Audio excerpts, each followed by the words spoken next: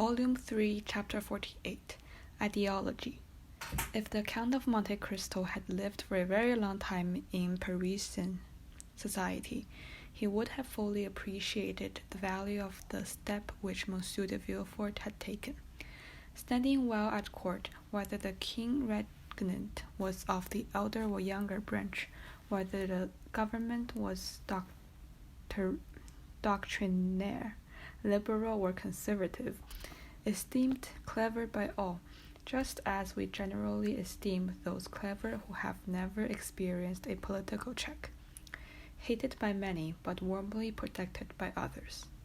Without being really liked by anybody, Monsieur de Villefort held a high position in the magistracy, and maintained his eminence like a Harley or Mole.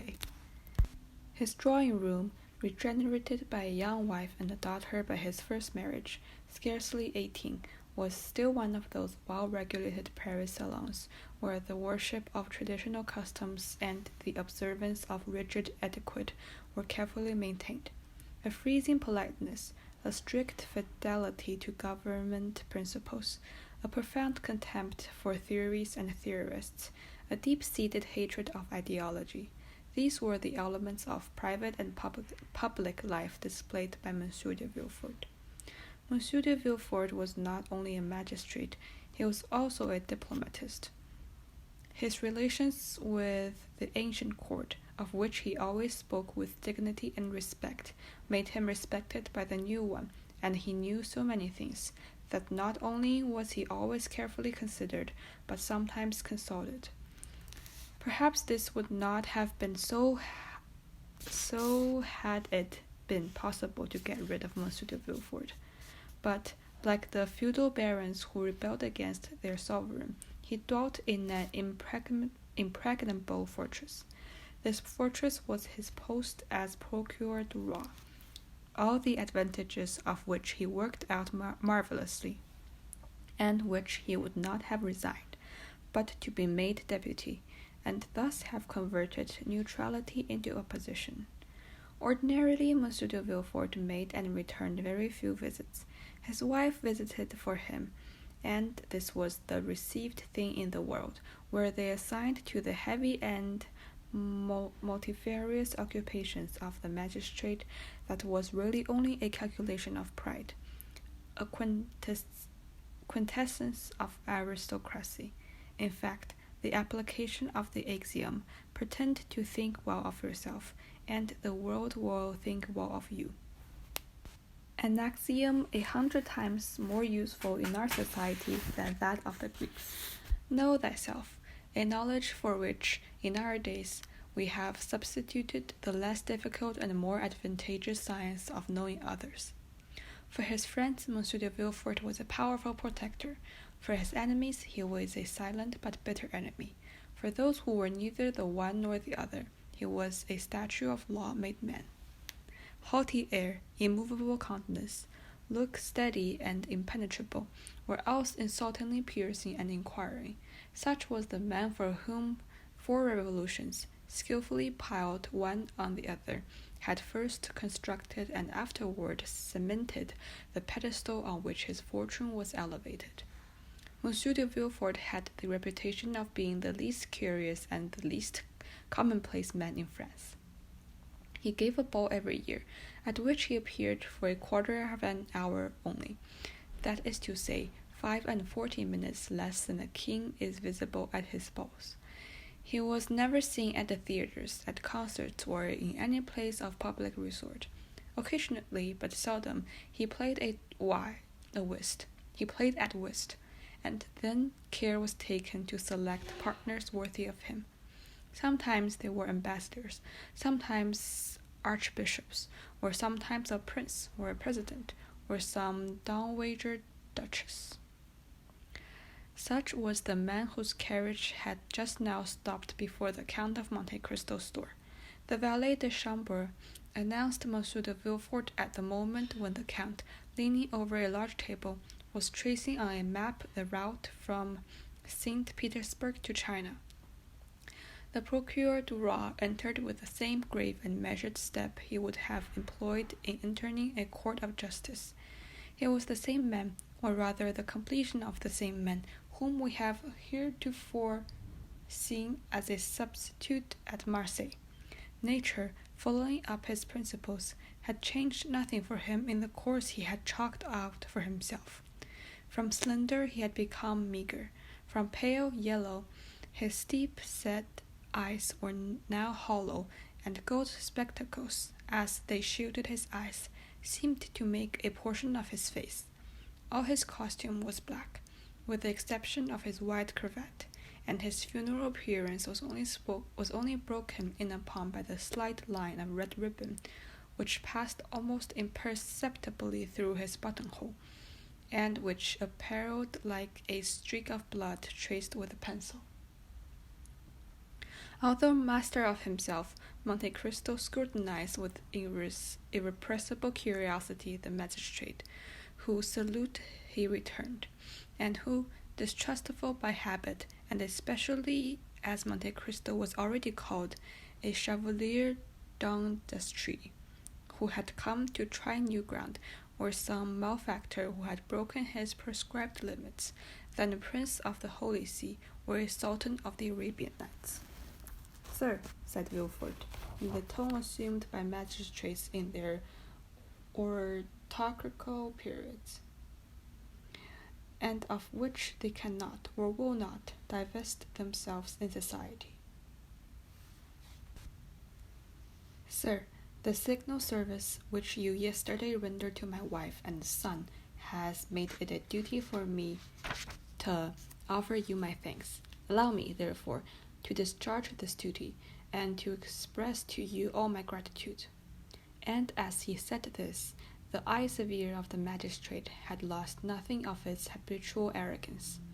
These words he articulated in the voice of a procureur general, with a rigid inflexibility of neck and shoulders which caused his flatterers to say, as we have said before, that he was living statue of the law. "Monsieur," replied the Count, with a chilling air, "am very happy to have been the means of preserving a son to his mother, for they say that the sentiment of maternity is the most holy of all, and the good fortune which occurred to me, monsieur, might have enabled you to dispense with a duty which, in its discharge, confers an undoubtedly great honor, for I am aware that Monsieur de Villefort is not a lavish of the favor he bestows on me, but which, however estimable, is unequal to the satisfaction which I internally experience." Villefort, astonished by this reply, which he by no means expected, started like a soldier who feels the blow levelled at him over the armor he wears, and a curl of his disdainful lip indicated that from that moment he noted in the tablets of his brain that the Count of Monte Cristo was by no means a very civil gentleman. He glanced around in order to seize on something on which the conversation might be renewed. He saw the map which Monte Cristo had been examining when he entered, and said, "You seem geographically engaged, sir. It is a rich study of you, who, I learn, have seen many lands and as are delineated on this map." "Yes, sir," replied the Count. "I have sought to make a human race, taken as a mass, what you practice every day on individuals, a physiological study. I have believed it was much easier to descend from the whole to a part than to ascend from a part to the whole. It is an algebraic axiom which makes us proceed from a known to an unknown quantity, and not from an unknown to a known. But sit down, sir, I beg of you."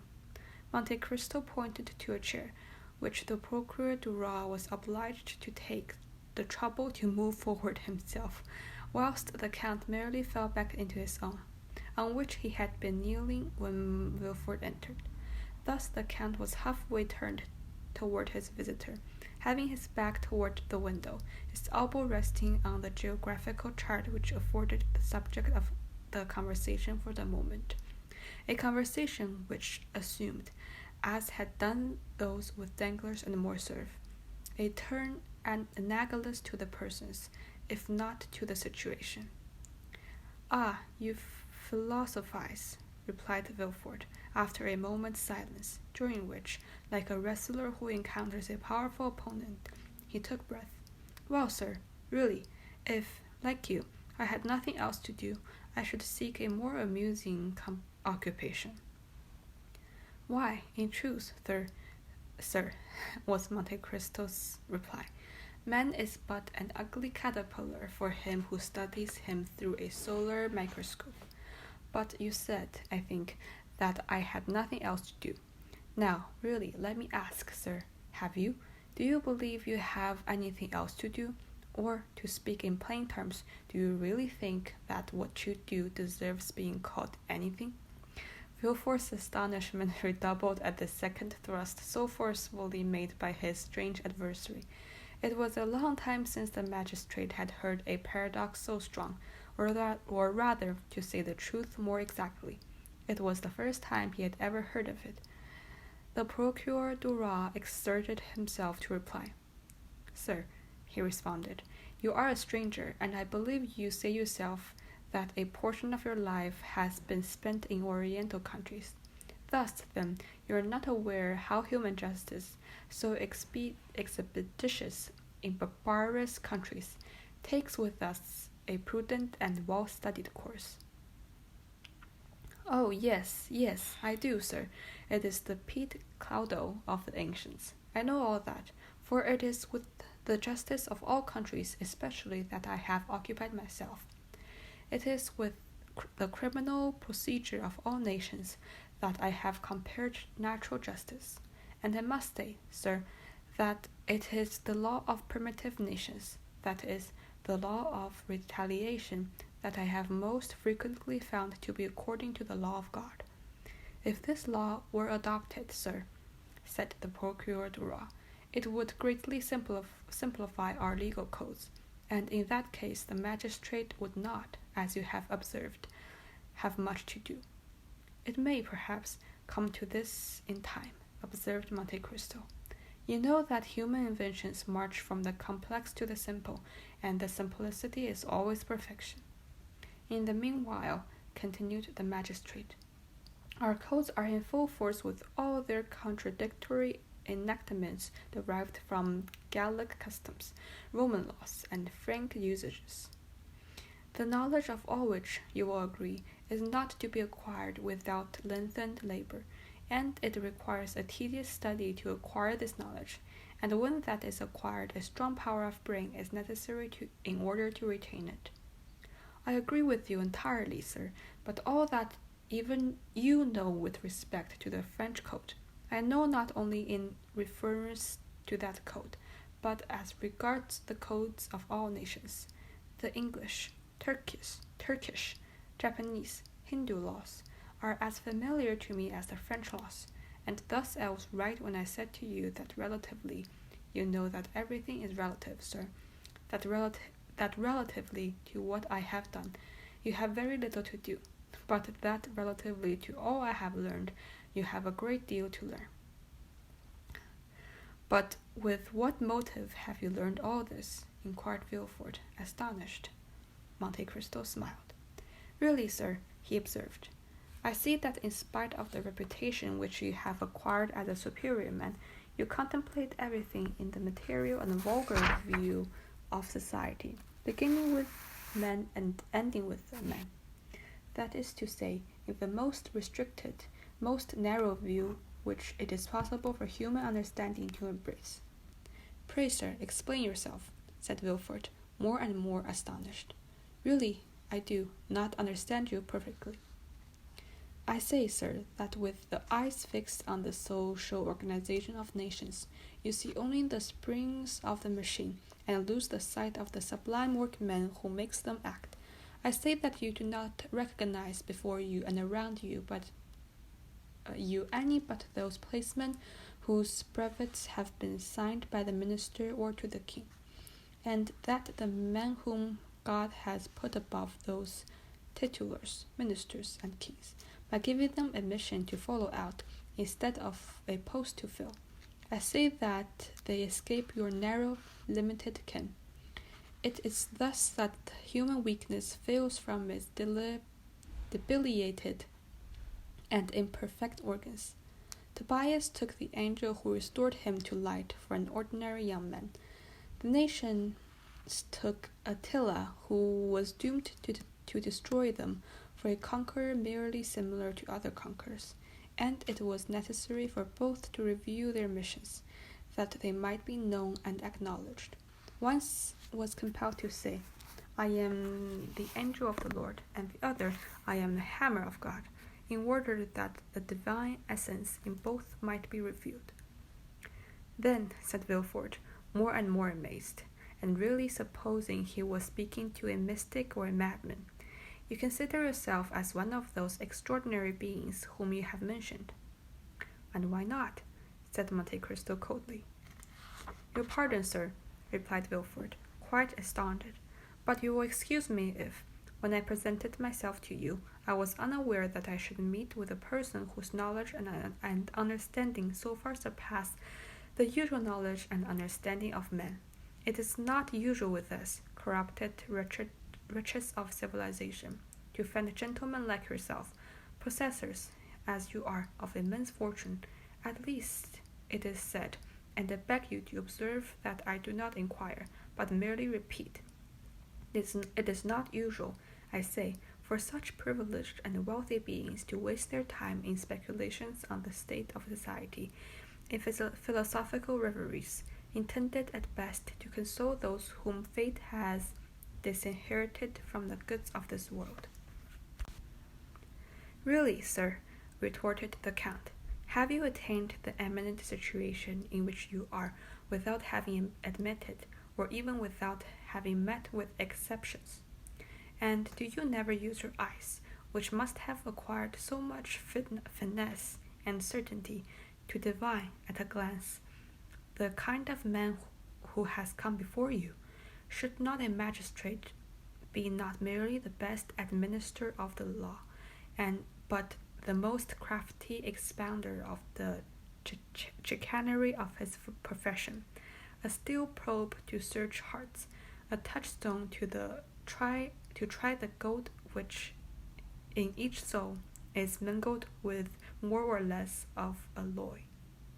Sir, said Villefort, upon my word, you overcome me. I really never heard a person speak as you do. Because you remain eternally encircled in a round of general conditions, and have never dared to raise your wing into those upper spheres which God has peopled with invisible or marked beings. And you allow then, sir, that spheres exist, and that these marked and invisible beings mingled among us? Why should they not? Can you see the air you breathe, and yet without which you could not for a moment exist? Then we do see those beings to whom you allude?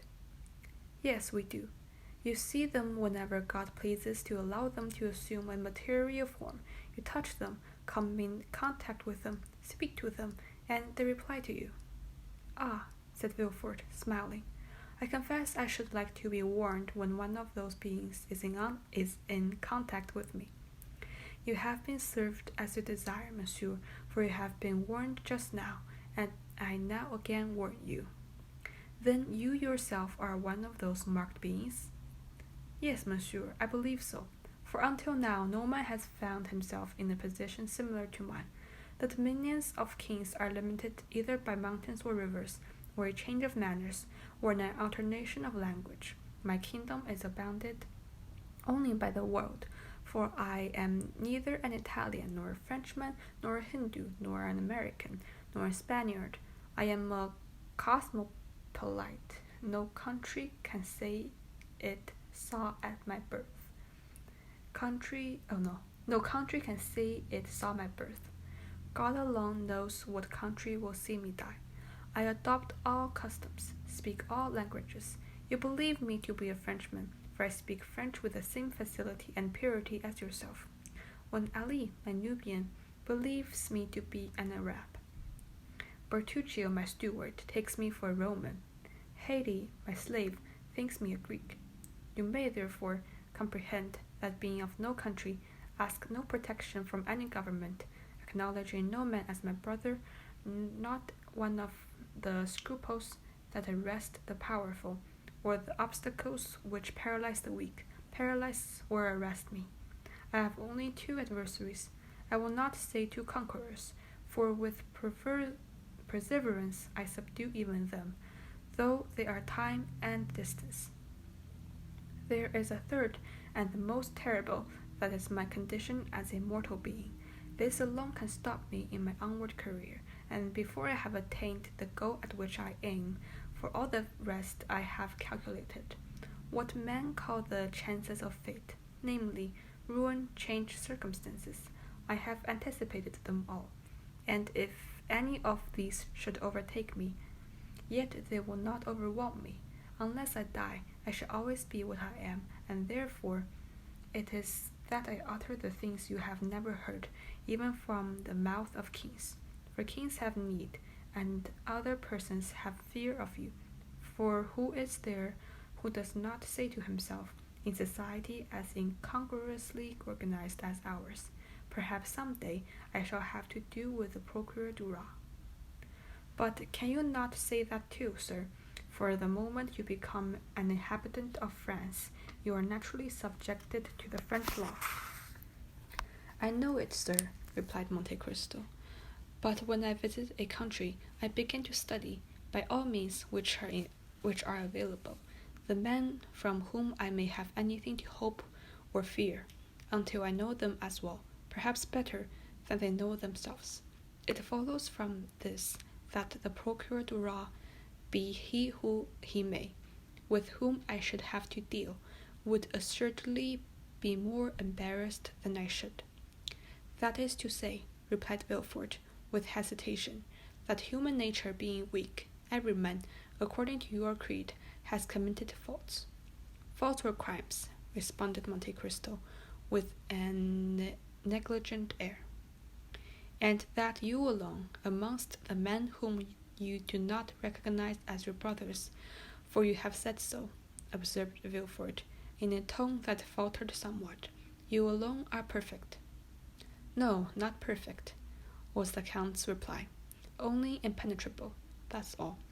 But let us leave off the string, sir, if the tone of it is displeasing to you. I am no more disturbed by your justice than are you by my second sight. No, no, by no means, said Villefort, who was afraid of seeming to abandon his ground. No, by your brilliant and most sublime conversation you have elevated me above the ordinary level. We no longer talk, we rise to dissertation. But you know how the theologians in their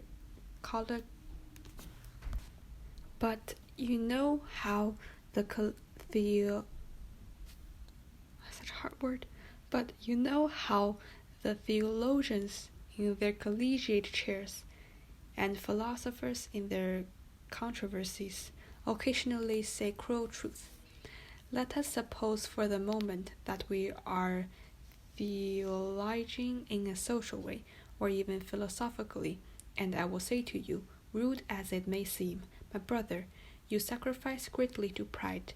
You may be above others, but above you there is God. Above us all, sir, was Monte Cristo's response, in a tone and with an emphasis so deep that Villefort involuntarily shuddered. I have my pride for men, serpents always ready to erect themselves against everyone who may pass without crushing them, but I lay aside that pride before God, who has taken me from nothing to make me what I am. Then, Monsieur le Comte, I admire you, said Villefort, who for the first time in this strange conversation used the aristocratical form to the unknown personage, whom until now he had only called Monsieur. Yes, and I say to you, if you are really strong, really superior, really holy, or impenetrable, which you were right in saying amounts to the same thing, be proud, sir. That is the characteristic of predominance. But you have unquestionably some ambition. I have, sir. and what may it be? I too, as happens to every man once in his life, have been taken by Satan into the highest mountain in the earth, and when there he showed me all the kingdoms of the earth, as he said before, so he said to me, Son of man, what wouldst thou have to make thee adore me? I reflected long, for a gnawing ambition had long preyed upon me, and then I replied, Listen, I have always heard tell of Providence, and I have never seen him, nor anything that resembles him, or which can make me believe that he exists. I wish to the Providence myself, for I feel that the most beautiful, noblest, most sublime thing in the world is to recompense and punish. Satan bowed his head and groaned. You mistake, he said. Providence does exist, only you have never seen him, because the child of God is as invisible as the parent. You have seen nothing that resembles him, because he works by secret springs, and moves by hidden ways. All I can do for you is to make you one of the agents of that Providence. Then the bargain was concluded. I may sacrifice my soul, but what matters it? Added Monte Cristo. If the thing were to do again, I would again do it. Villefort looked at Monte Cristo with extreme amazement. Monsieur le Comte, he inquired, have you any relations? No, sir, I'm alone in the world. So much the worse. Why? Asked Monte Cristo. Because then you might witness a spectacle calculated to break down your pride. You say you fear nothing but death. I did not say that I feared it. I only said that alone could check me. And old age. My end will be achieved before I grow old. And madness. I have been nearly mad, and you know the axiom, non bis in idem. It is an axiom of criminal law, and consequently you understand its full application. Sir, continued Villefort, there is something to fear besides death, old age, and madness. For instance, there is apoplexy, that lightning stroke which strikes but not destroy you, yet after which all is ended. You are still yourself as now, and yet you are yourself no longer. You who, like Ariel, touch the angelic, are but an inert mass, which, like Caliban, touches on the brutal, and this is called in human tongues, as I tell you, neither more or less than apoplexy. Come, if so you will, Monsieur le Comte, and continue this conversation at my house. Any day you may be willing to see an adversary capable of understanding and anxious to refute you. I will show you my father, Monsieur de Villefort, one of the most fiery Jacobins of the French Revolution, that is to say, the most remarkable audacity, seconded by the most powerful organization, a man who, perhaps, has not, like myself, seen all the kingdoms of the earth, but who has helped to overturn one of the most powerful. In fact, a man who, like you, believed himself one of the envoys, not of God, but of a supreme being, not of providence, but of fate. Well, sir, the rupture of a blood vessel on the lobe of the brain was destroyed all this. Not in a day, not in an hour, but in a second. Monsieur Noirtier, who on the previous night was the old Jacobin, the old senator, the old Carbonaro, laughing at the guillotine, laughing at the cannon, laughing at the dagger. Monsieur Noirtier playing with revolutions. Monsieur Noirtier, for whom France was a vast chessboard, for which pawns, rooks, knights, and queens were to disappear, so that the king was checkmated. Monsieur Noirtier so redoubted that the next morning poor Monsieur Noirtier, the helpless old man, at the tender mercies of the weakest creature in the household, that is, his grandchild, Valentine, a dumb and frozen carcass, in fact, who only lives without suffering, that times may be given to his frame to decompose without his consciousness of his decay. Alas, sir, said Monte Cristo, this spectacle is neither strange to my eye nor my thought. I am something of a physician, and have, like my fellows, sought more than once for the soul in living and in dead matter. Yet, like Providence, it has remained invisible to my eyes, although present to my heart. 100 writers since Socrates, Seneca, St. Augustine, and Gall have made, in verse and prose, the comparison you have made, and yet I can well understand that a father's suffering may effect great changes in the mind of a son. I will call on you, sir, since you bid me contemplate, for the advantage of my pride, this terrible spectacle which must spread so much sorrow throughout your house.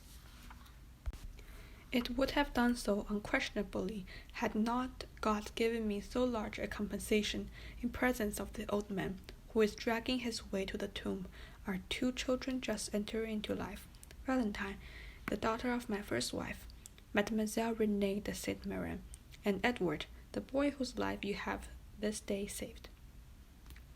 And what is your deduction from this compensation, sir? inquired Monte Cristo. My deduction is, replied Villefort, that my father, led away by his passions, has committed some fault unknown to human justice, but marked by the justice of God. That God, desirous in his mercy to punish but one person, has visited this justice on him alone. Monte Cristo, with a smile on his lip, had yet a roar in his heart, which would have made Villefort fly had he but heard it. Adieu, sir, said the magistrate, who had risen from his seat. I leave you, bearing a remembrance of you, a remembrance of esteem, which I hope will not be disagreeable to you when you know me better, for I am not a man to bore my friends, as you will learn.